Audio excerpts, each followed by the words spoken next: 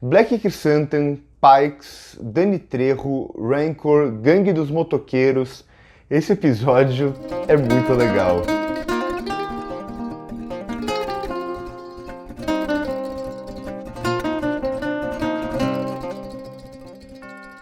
Para esses episódios de O Livro de Boba Fett, eu peço desculpa um pouco pela minha voz ou se eu falar um pouco mais devagar, porque sim, os episódios estão sendo lançados às 5 da manhã toda quarta-feira, né, um episódio por quarta-feira, e eu estou acordando às 5 da manhã para assistir e logo em seguida gravar sobre esses episódios dessa série que eu tô gostando bastante.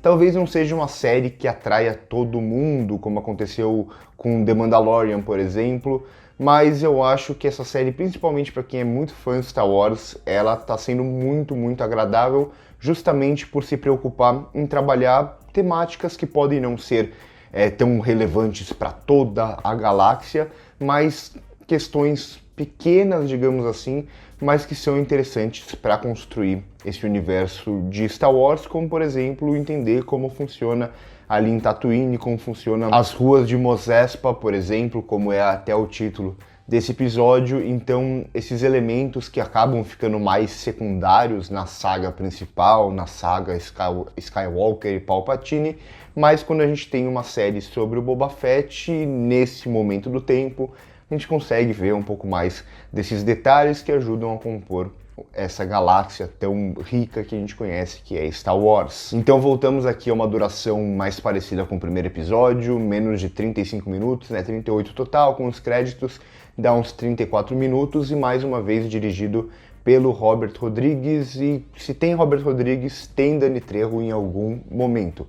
Eles são inseparáveis, basicamente tudo que o Robert Rodrigues dirige, ele coloca o Dani Trejo, e aqui o Dani Trejo vai ser o cara do Rancor ali, né, do Rancor, que é o cara que cuida do Rancor, e que, não sei vocês, mas pra mim isso ainda soa um pouco como uma armadilha. Mas vou até começar por isso, porque eu achei bem legal esse detalhezinho. O Rancor na trilogia antiga era trabalhado só como aquele bicho que comia gente e tornava o Jabba ainda mais ameaçador. Só que eles já trabalharam em alguns momentos em Star Wars, eu lembro recentemente até em The Bad Batch, a série animada que teve a primeira temporada no ano passado, em que a gente vê um Rancor mais jovem, né, e vê essa possibilidade dele não ser apenas uma máquina de matar ou coisa do tipo, mas ele ter sentimentos também, e é isso que esse episódio vai mostrar ao trazer esse Rancor, digamos, com depressão e tal, e também a possibilidade aqui do Boba Fett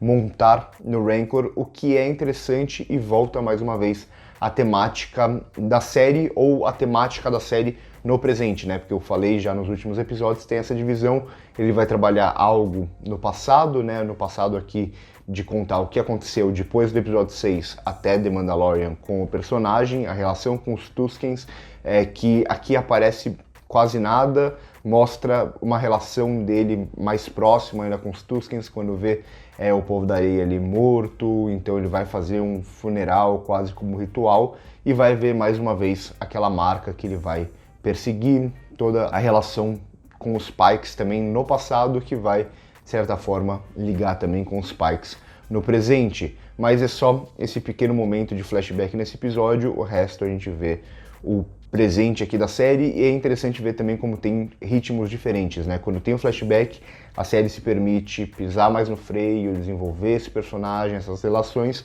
enquanto no presente tudo é muito mais dinâmico. Mas voltando a montar no Rancor, é importante porque o tema envolvendo aqui esse presente da série é justamente o Boba Fett tendo essa dificuldade de ser aceito como o Daimyo ali, né? Como o cara que comanda todo esse submundo do crime, quase como se fosse esse sindicato do crime, comanda Tatooine como era o Jabba the Hutt, e aí a gente vê a diferença, né? Os Hutts têm todo o poder na galáxia, nesse momento onde está acontecendo a série, nem tanto, até por isso faz um pouco de sentido os gêmeos pisarem um pouco no freio, darem uma fugidinha ali, deixar o Boba Fett se resolver com os Pikes, falando, não é muito pra gente, porque nesse momento tem uma coisa que aconteceu de ter sido dissolvido o Conselho Hutt e tal, então os Hutts não estão mais tão fortes.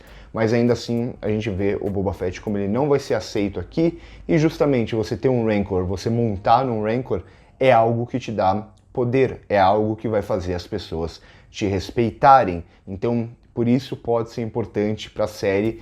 Esse simples fato dele montar no Rancor iria de acordo com aquilo que a série está se propondo a mostrar para o personagem. Ao mesmo tempo, a gente vê um pouco mais de como ele vai lidar, como ele vai ter que tentar ter um pouco mais de jogo de cintura, que falta nos 2 primeiros episódios, mas parece que ele começa a entender um pouco melhor, e aí ele vai resolver a situação ali, uma situação que teoricamente é pequena, mas mostra um pouco do respeito, de como ele vai lidar com as pessoas ali, como as pessoas vão começar a olhar para ele, e ele vai ganhar novos aliados trabalhando para ele, que é o que eu tô chamando de a gangue dos motoqueiros. Nas HQs, recentemente, eu já falei para vocês nos episódios passados, uma série de HQs entre o episódio 5 e o episódio 6, chamado Caçadores de Recompensa, que tem como protagonista o Baylor Valance. Eu não sei, mas pra mim essa gangue dos motoqueiros com esses personagens que são meio humanos, mas também cheio de modificações especiais, um deles até me lembra muito o Valance. Eu não sei se isso é uma pistazinha que o Valance pode vir a aparecer aqui na série ou se é uma mera coincidência, mas que seria legal o Valance aparecendo nessa série, isso seria. Além disso, a gente vai ter o ataque ali do Black Krrsantan, que agora é confirmado mesmo que é ele, né? Não precisava confirmar, mas agora eles confirmam o nome Krrsantan. Por mais que ele não tenha, pelo menos eu não consegui identificar tão bem aquela cicatriz que o Obi-Wan deixou nele nas HQs, mas enfim, é ele. E eu senti até um pouco de falta, talvez, de uma relação entre ele e o Boba Fett aqui no episódio, né? Porque eles se conhecem, não são amigos nem nada, mas eles se conhecem de antes, e por um momento eu achei que fosse um completo desconhecido, mas não.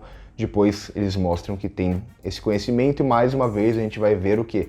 O Boba Fett lidando como um líder, liberando ali o Black Krrsantan, que, claro, pode escrever, ele vai voltar em algum momento da série e provavelmente vai se aliar com o Boba Fett, sendo mais um aliado por respeito, digamos assim, como é a Fennec, que também é muito poderosa e tal. A Fennec, ela come aquele ossão, né, aquela coxa que parece um frango enorme, parece um peru, ela come aquilo com a mão, mas usando luva. Então isso já diz muito sobre a Fennec, ela come usando luva. Isso é positivo ou negativo? Não sei, eu jamais faria isso. Mas ela merece respeito, assim como o Black Krrsantan será, é a minha aposta, eu acho que isso é até meio óbvio, será um aliado para o Boba Fett, mais um aliado de respeito. Então ele vai construindo aos poucos, conseguindo esse poder sem precisar apelar para aquilo que o Jabba fazia, aquilo de você colocar medo em geral, todo mundo temer ele. Olha, eu tenho um Rancor que vai atacar você, eu vou jogar você num fosso.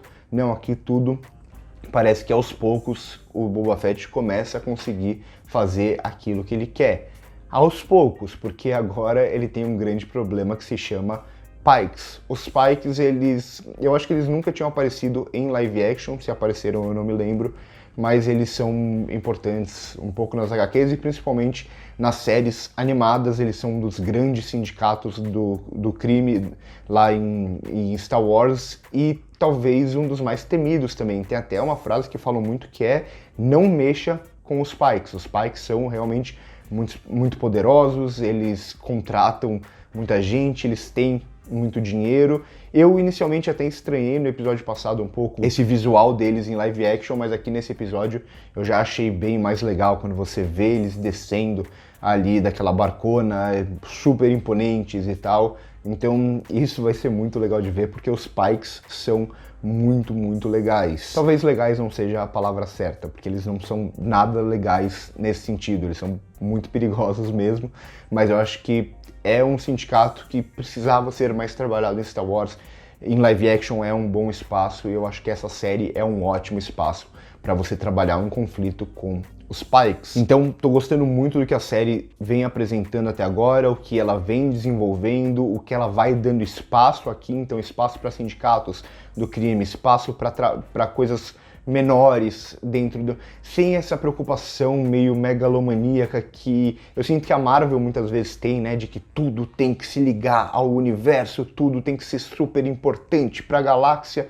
Não, aqui você permite criar uma série que vai focar em algo específico e amplia um pouco alguma visão sobre aquele universo. E acho que esse fato da série se aceitar como algo menor, num sentido positivo, é o que vai ajudando o livro de Boba Fett aqui a funcionar, pelo menos muito, muito bem pra mim. As únicas coisas que ainda me incomodam um pouco na série são algumas sequências de ação, como elas são filmadas. Eu até gosto da ideia ali do Black Krrsantan funcionar quase como uma máquina de guerra que vai destruir todo mundo, sendo atacado por todos os lados e tal, mas ainda assim eu vejo que muitos cortes, em alguns momentos você perde um pouco a ação, e eu acho que isso era algo a ser melhorado, e o próprio Robert Rodrigues fez isso tão bem lá em The Mandalorian. Eu queria ver um pouco mais disso aqui na série, mas no geral eu tô gostando muito de livro de Boba Fett, e vai ampliando também, trazendo personagens de outras mídias